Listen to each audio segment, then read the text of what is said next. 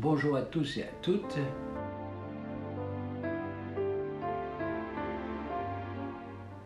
La République algérienne ne cesse de nous surprendre. S'agit-il d'une république? Est-elle démocratique? Est-elle populaire dans le sens où le peuple est souverain? La liberté de culte est, paraît-il, garantie par la Constitution, mais l'islam est religion d'État. Les islamistes, ils ne s'en sont d'ailleurs jamais cachés, ont toujours prétendu que dès qu'ils prendraient le pouvoir, ils aboliraient la Constitution pour se référer exclusivement à la charia.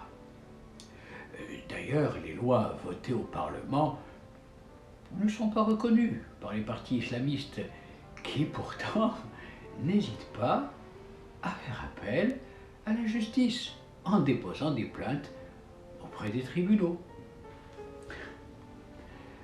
La société algérienne est dans une perpétuelle contradiction, ou pire encore, dans un état d'hibernation qui a congelé les esprits. La Oumma, la grande nation musulmane qui se prévaut de représenter 1,5 milliard de membres et qui se dit victime d'islamophobie, est-elle aussi unie qu'elle le prétend? Sudisme, chiisme, zaïdisme, ibadisme, ces 4 courants principaux se disputent un leadership qui se dilue dans un nombre incalculable de mouvements qui souvent s'opposent les uns aux autres.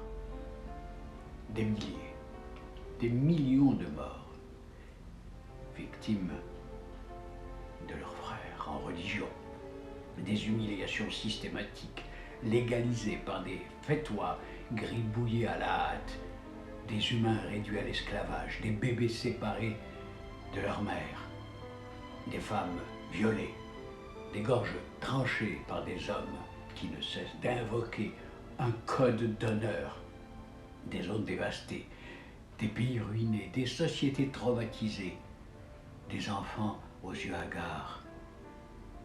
C'est l'affligeant et désespérant spectacle que nous offrent les nouveaux prophètes d'une religion dévoyée. Mais revenons à cette Oumma. Combien de prix Nobel, combien de créations originales, combien de brevets novateurs, combien de découvertes scientifiques mises au profit de l'humanité, combien de vaccins trouvés dans les laboratoires de Kaboul, de Riyad, de Dubaï. Ne tentez surtout pas d'invoquer les noms prestigieux de Ibn Rushd, Ibn Sina, El-Khawarizmi, El-Biruni et tant d'autres savants dont le fabuleux héritage a su être valorisé par cet Occident autant haï qu'admiré. Autant de questions dont les réponses sont évidentes.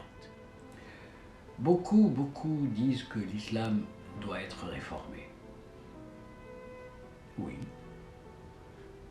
Oui, car il a été déformé par celles et ceux qui se réfugient dans l'obscure grotte de l'ignorance. Si l'islam doit être réformé, c'est par le savoir et non par des charlatans.